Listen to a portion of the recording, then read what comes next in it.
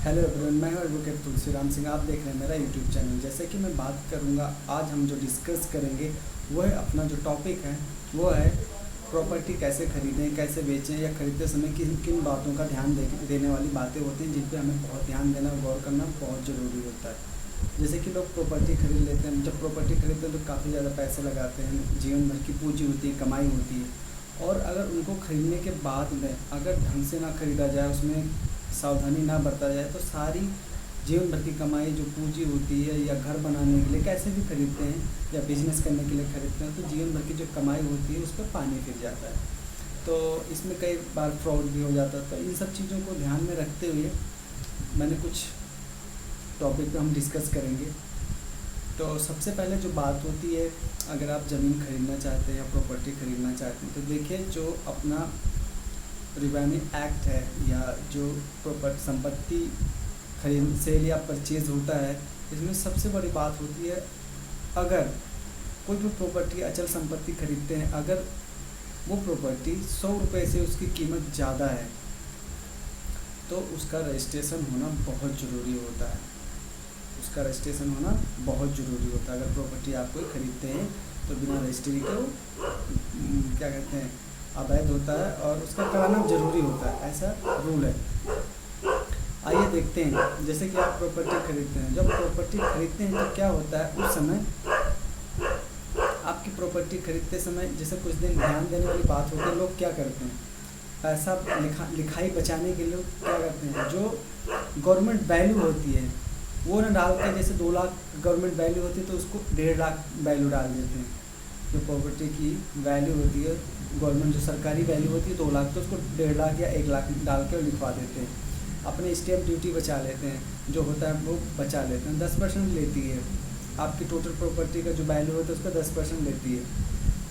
बाद में क्या होता है, जब उसमें कोई जब सरकार उसी को खरीदती तो ना कि वो 2 लाख में खरीदी, बल्कि वो आपका जो 1.5 लाख वैल्यू है, आपने जिस हिसाब से परचेज किया था उसी वैल्यू के हिसाब से बाद में कहते हैं सरकार तो हमें पैसा ही कम देती है जब प्रॉपर्टी खरीदती है। तो आप एक्चुअल वैल्यू ही डालें, मार्केट की देखें, जो एक्चुअल वैल्यू होती है वही चीज़ आप एंट्री करें। अगर आप प्रॉपर्टी लेते हैं, थोड़ा सा पैसा ज़्यादा लगेगा, कोई लगने दीजिए, बट आगे आपके लिए बेहतर रहेगा। आप केवल आज के ना सोचें, आप दूर की सोचें, आगे की सोचें, फ्यूचर की सोचें। तो आप ऐसा मत कीजिए। दूसरी बात, जब आप प्रॉपर्टी लेते हैं तो पहला चीज़ ये हो गया, आप जो स्टैम्प ड्यूटी होता है उसको सही से लगाएं, जो वैल्यू निकालें उसके बाद कैलकुलेट करके और सही से लगाएं। दूसरी बात जो ये होती है कि जब आप वैल्यू कैलकुलेट कर लेते हैं, सारी चीज़ें हो जाती है, तो जब भी आप प्रॉपर्टी लिखाएं या गाटा संख्या डालते हैं, उसमें खाता संख्या डालते हैं, ध्यान रहे कि उसमें आपको क्या डालना होगा कि आप उसको चौतरफा लिखाएं।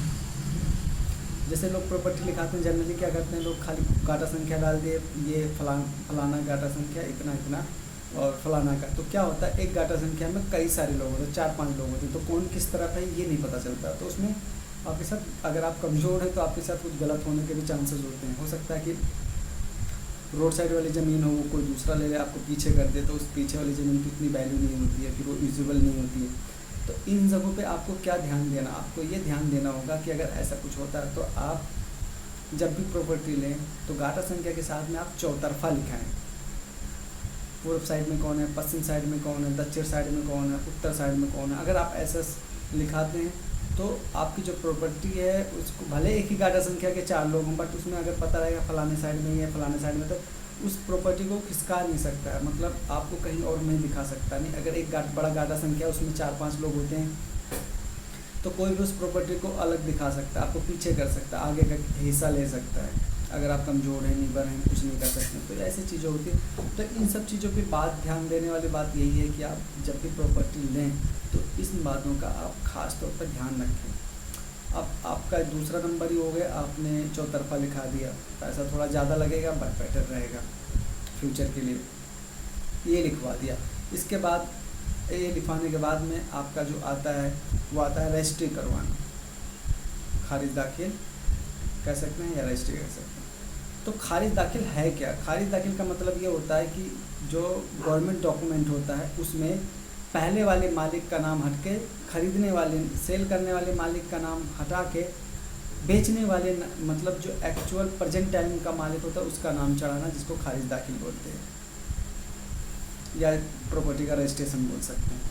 तब अब ऐसे समय पे कैसे होता है, जब आप खारिज दाखिल करवाते हैं तो उसमें कुछ ध्यान देने वाली बात ये होती है कि जब खारिज दाखिल आप करवा रहे हैं तो उन सब चीज़ों में ना कुछ डॉक्यूमेंट होते हैं जो आपके सही ढंग के होने चाहिए, प्रिंट आउट अच्छे होने चाहिए, फ़ोटो कॉपी जो भी कर रहे हैं अच्छे होने चाहिए। पहला नंबर पहचान पत्र होना चाहिए, चाहे आपका वोटर आईडी हो, आपका आधार कार्ड, आजकल आधार कार्ड ज़्यादा चल रहा है, आधार कार्ड हो, ड्राइविंग लाइसेंस हो, पहचान पत्र हो, कोई भी चीज़ हो वो आपका सही होना चाहिए, इसमें फ्रॉड नहीं होना चाहिए। आप 420 में अंदर जेल भी जा सकते हैं।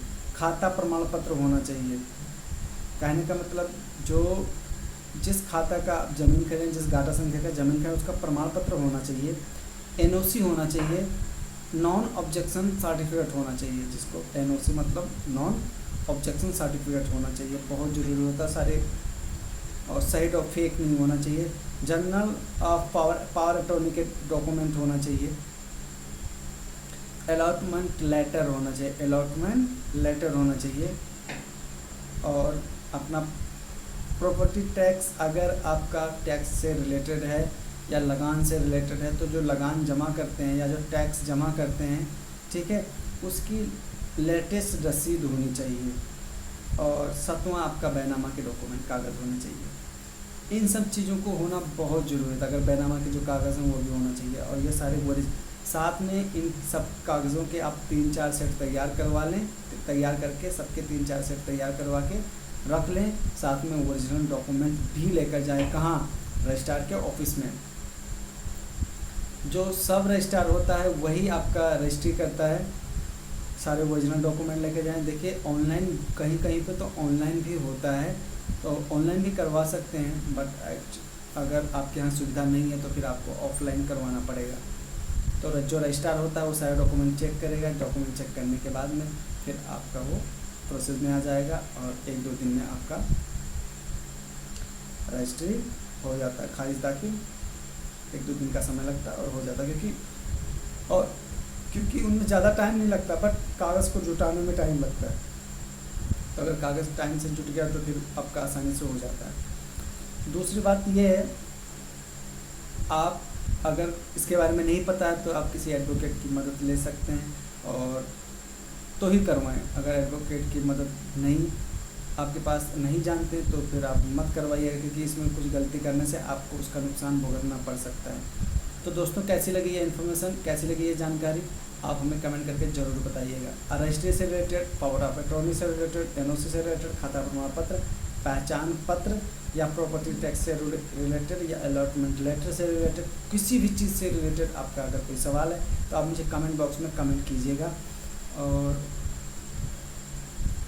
बताइएगा आपको वीडियो कैसी लगी। अगर चैनल पर नए हैं तो ज़रूर सब्सक्राइब कर दीजिए, और बेल आइकन पे ऑल पे कर दीजिए, ताकि हमारे जो भी वीडियो डाले जाएँ, जो भी इन्फॉर्मेशन डाले जाएँ आप तक पहुंचता रहे।